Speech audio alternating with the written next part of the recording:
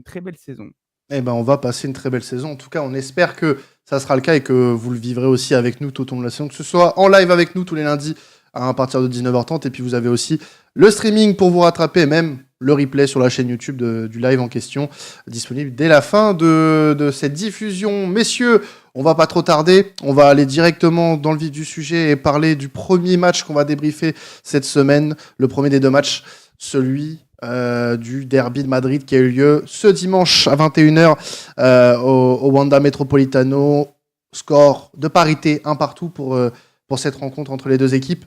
On a eu, je trouve, alors on va revenir dessus, une première mi-temps assez pauvre. Moi, j'ai trouvé, d'un côté comme de l'autre.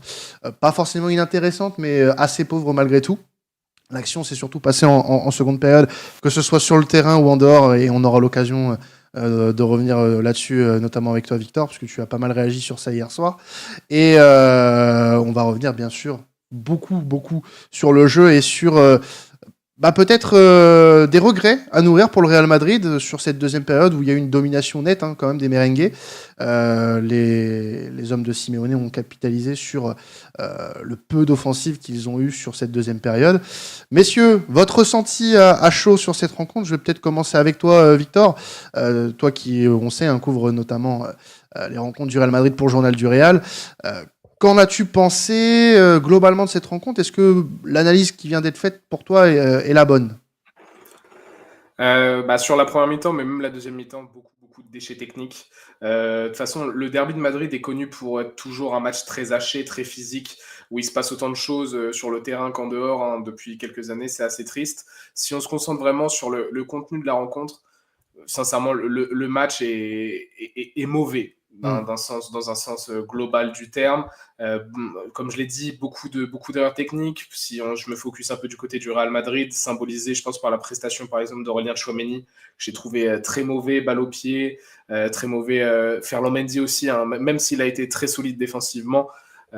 Offensivement, c'était plus compliqué. Deuxième mi-temps, tout s'est un peu ouvert avec l'ouverture du score d'Eder Militao, mais il s'est passé tellement de choses aussi en dehors. Les tribunes, jet de projectiles, provocation de Thibaut Courtois, mais c'est même pas une provocation, c'est une réponse à des provocations d'avant.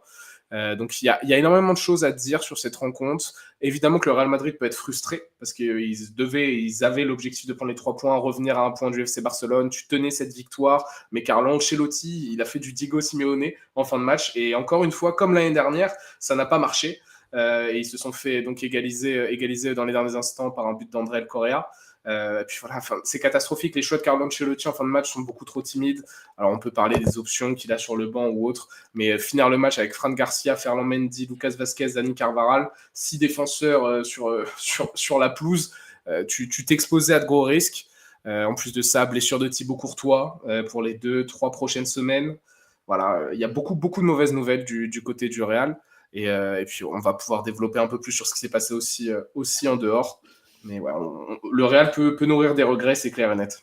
Imad, est-ce qu'on est sur vraiment cette partie où on peut se dire voilà, le Real avait mieux à faire sur cette rencontre, puisque vraiment, je trouve que au-delà du jeu, et Victor l'a très bien souligné, il y a peut-être une gestion un peu plus laborieuse côté Ancelotti, quand on compare de l'autre côté un Simeone qui a peut-être bien su s'adapter à la situation et puis remettre son équipe dans les bons rails pour aller égaliser.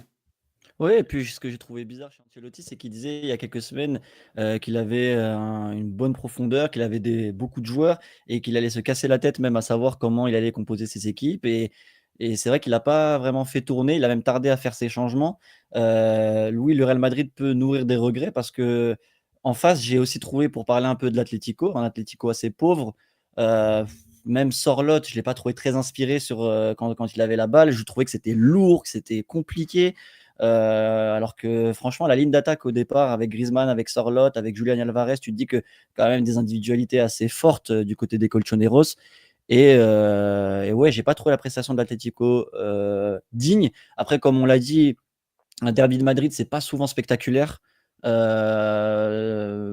Donc, ça m'a moins étonné, mais c'est vrai que le Real Madrid avait un vrai coup à jouer. Et après cette ouverture du score, alors après, on va y revenir juste après, mais je pense effectivement que cet arrêt de match pendant 10 minutes, ça a plus servi à l'Atlético qu'au Real Madrid. Tu trouves Mm. que on va dire ce gros fait, enfin c'est pas un fait de jeu, mais cet événement qui aurait pas dû être, a vraiment favorisé l'Atlético pour le coup? Alors favoriser, je dirais pas favoriser en soi, mais je pense que ça a cassé une dynamique et j'ai trouvé que l'Atlético vers la fin a plus poussé. Est-ce que c'est lié ou pas? On le saura jamais de toute Mm. façon, parce qu'on peut toujours réécrire l'histoire. Mais force est de constater qu'il y a eu un arrêt quand même qui a été fait en plein match, un retour des vestiaires, ils sont revenus à Après, côté du terrain. ouais, après Ça n'explique pas tout, attention, hein, oui, mais on peut quand même souligner le fait que bon après il y a eu le but, hein, il y a eu le but de Militao. D'ailleurs, passivité, puissance 1000 de la défense ouais. de l'Atlético sur le but, hein. Llorente et Lino se font complètement avoir là-dessus. Mais par contre, on peut quand même souligner le fait que le Real Madrid, alors certes, oui, il y a eu cet événement qui fait que forcément le jeu a été coupé, mais moi je trouve que le Real Madrid a totalement manqué de froideur dans cette rencontre, énormément. Mm. Et attention, parce qu'il y a quand même des signes qui ne trompent pas sur ce match-là. C'est une grosse rencontre. Le Real Madrid, on va les attendre aussi sur ces rendez-vous-là tout au long de la saison. Alors après, c'est le Real Madrid, on nous a prouvé tout au long de la saison dernière notamment que ça pouvait être clinique sur ce genre de rencontre sans forcément être resplendissant.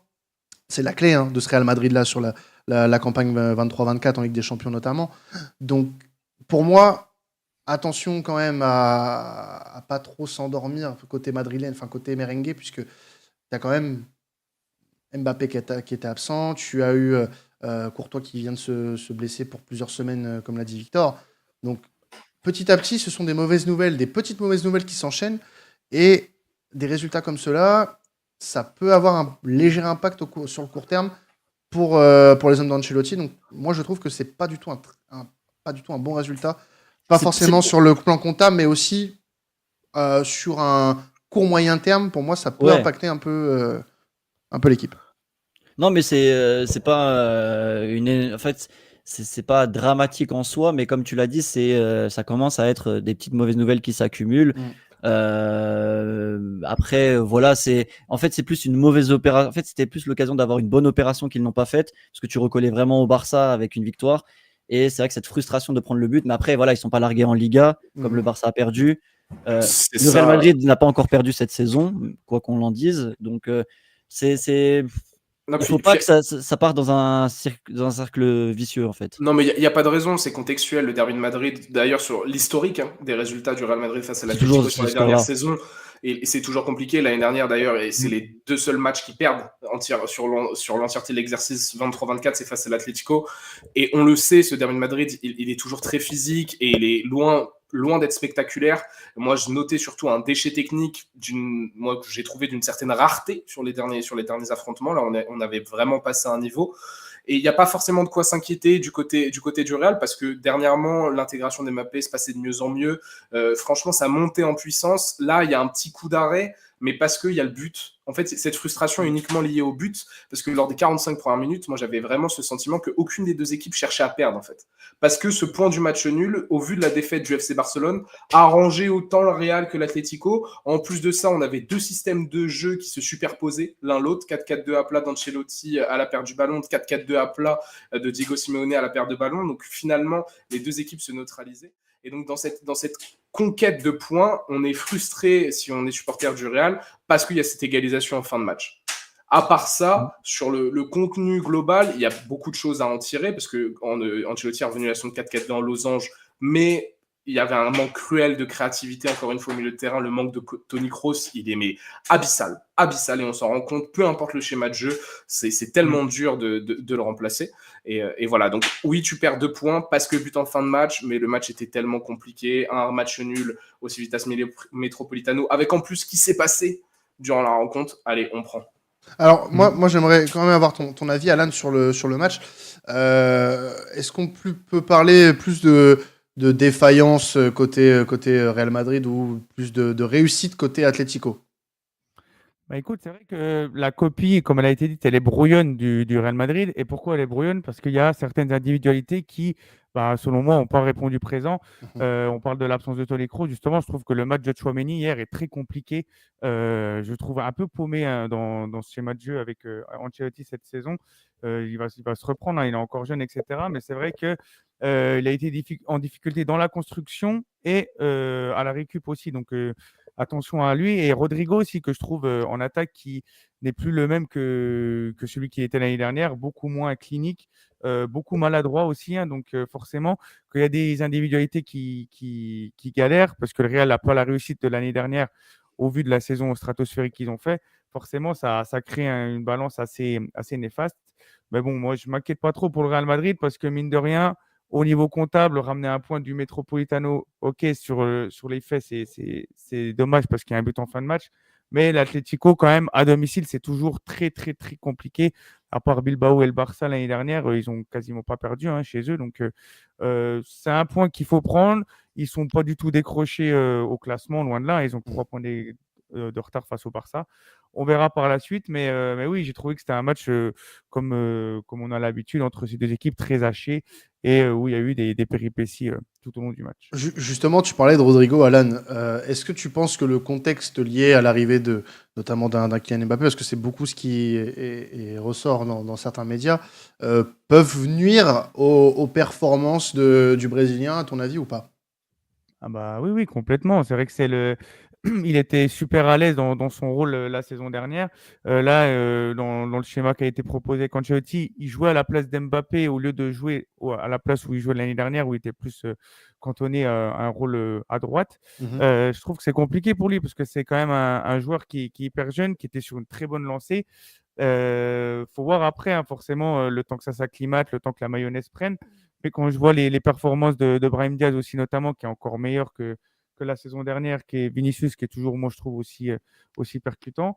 Bien Le sûr. fait que Rodrigo, ça soit le joueur le moins en vue dans un derby, avec Tchouaméni aussi, hein, que je pointe du doigt, c'est dommage pour lui. Mais bon, il peut se relancer. Mais c'est vrai que c'est dommage de le voir sombrer comme ça. Mais c'est clair que ça doit jouer l'arrivée d'Mbappé, je pense quand même dans la tête de Rodrigo. C'est un petit peu ce qu'il avait sous-entendu quand on a eu cette balance à un moment de savoir est-ce qu'il allait partir du Real ou pas. C'est un peu la 5e roue du carrosse, lui, à chaque fois où on sait pas, on le positionne en attaque là où il reste de la place, alors que c'est un gars Mhm. super talentueux.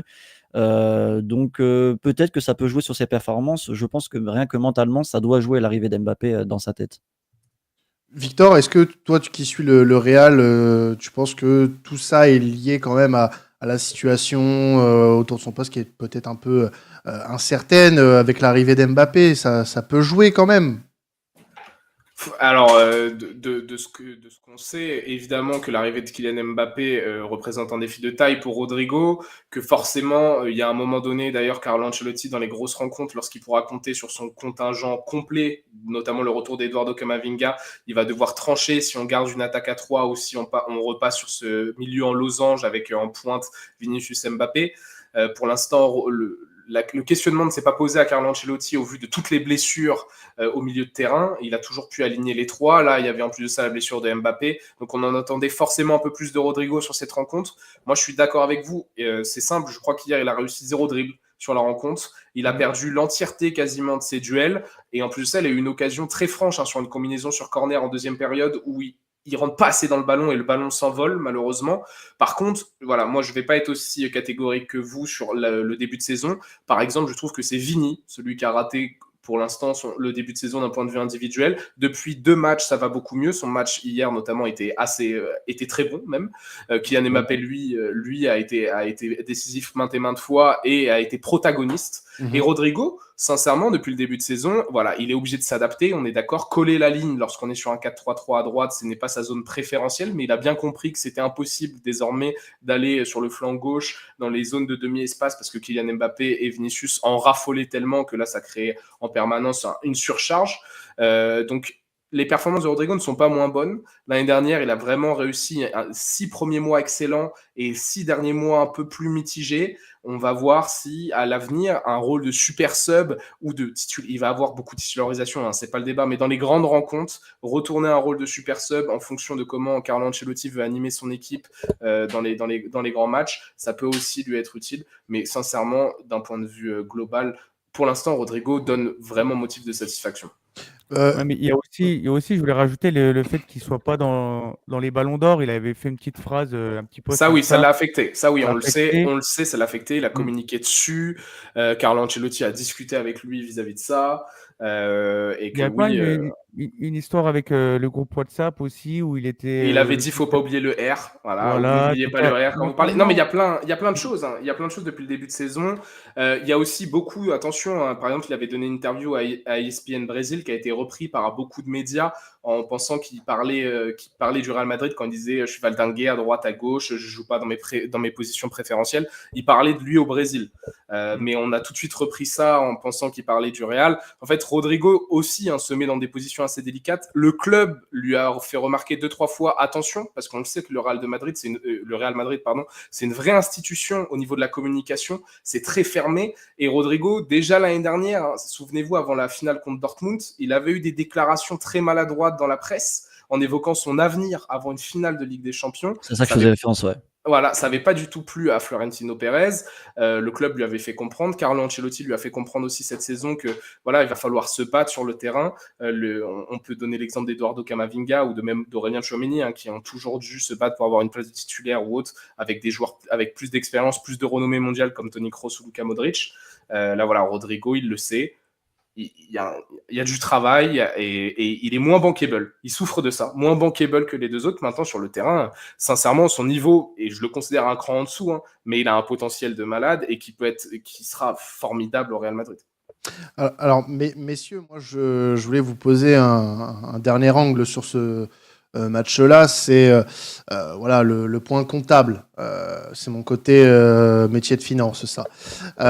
3 points séparent le Barça et le Real Madrid à la fin de cette 8e journée. L'Atlético est à 5 points, une occasion manquée de revenir sur le leader catalan, puisque le leader a perdu à Osasuna, 4-2, une défaite assez marquante, un petit coup d'arrêt côté catalan, Imad, puisque un peu plus tôt, un peu plus tôt, il y a une semaine, il y avait la défaite à Monaco en Ligue des Champions qui avait marqué un premier coup dans la saison barcelonaise.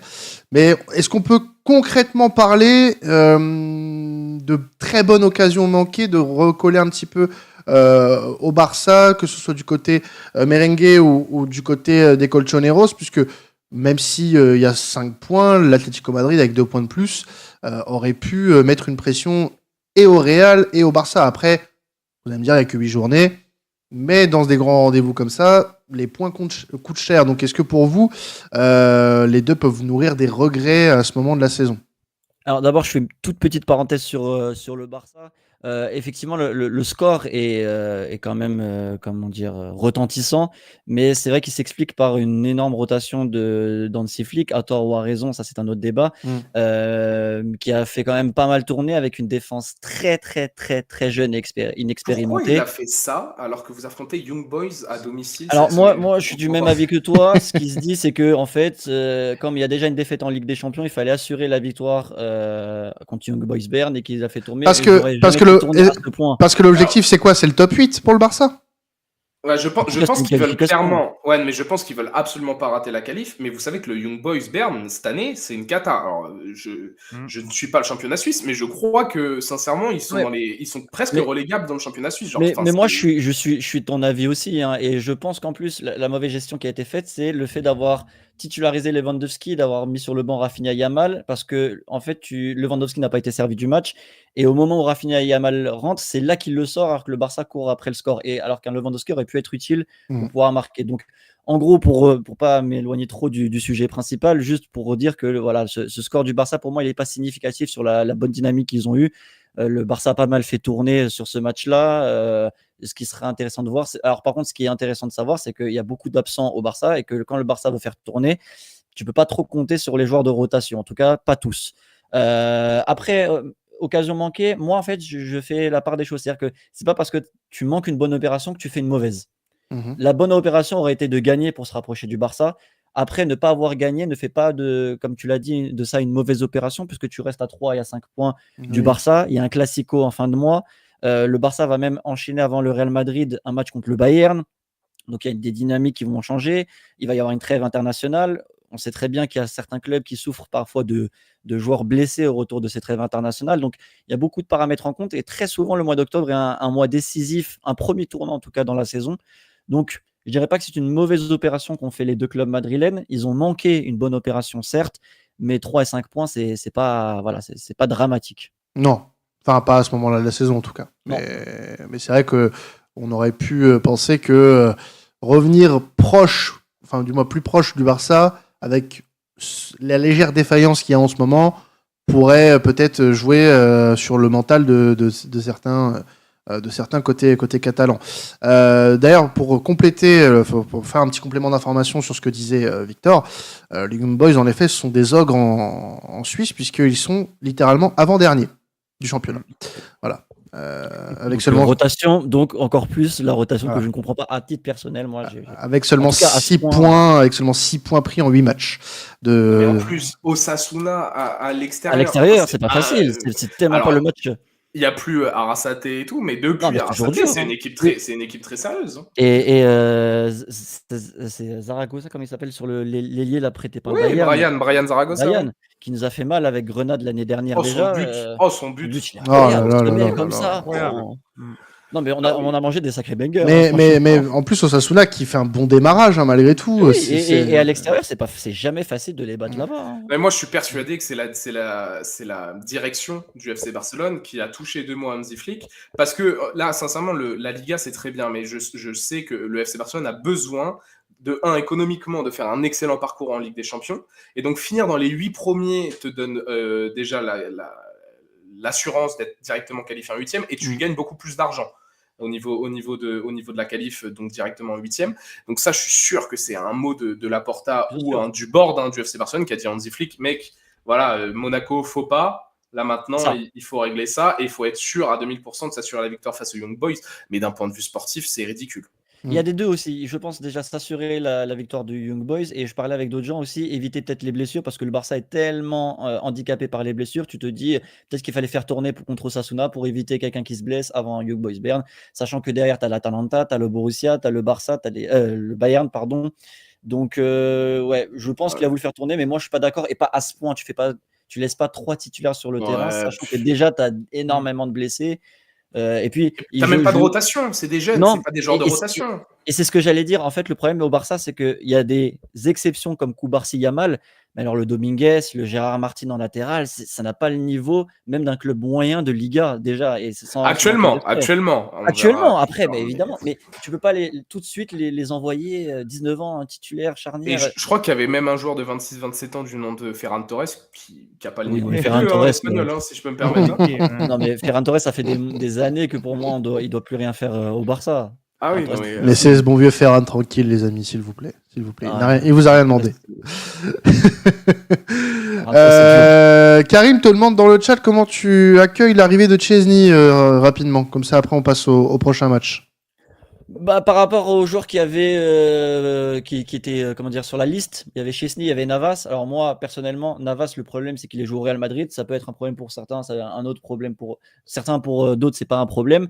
Il y a aussi le fait que ça fait très longtemps qu'il n'a pas joué dans un grand club européen. Nottingham, sa dernière Nottingham, donc c'est ce petit truc. Pourtant moi j'aime beaucoup Navas, bien que je sois Blaugrana, j'aime beaucoup Navas, mais c'était pas la meilleure option pour moi et je pense que Chesney parmi tous les prétendants qu'il y avait, donc, je préfère ça plutôt que garder Peña titulaire jusqu'en janvier. Ouais, gros coup dur la blessure de Ter Stegen malgré un début de saison compliqué pour l'Allemand. Mais bon, ça va être intéressant de voir comment Chesney va s'intégrer dans ce groupe, lui qui avait décidé quand même de prendre sa retraite, on le rappelle.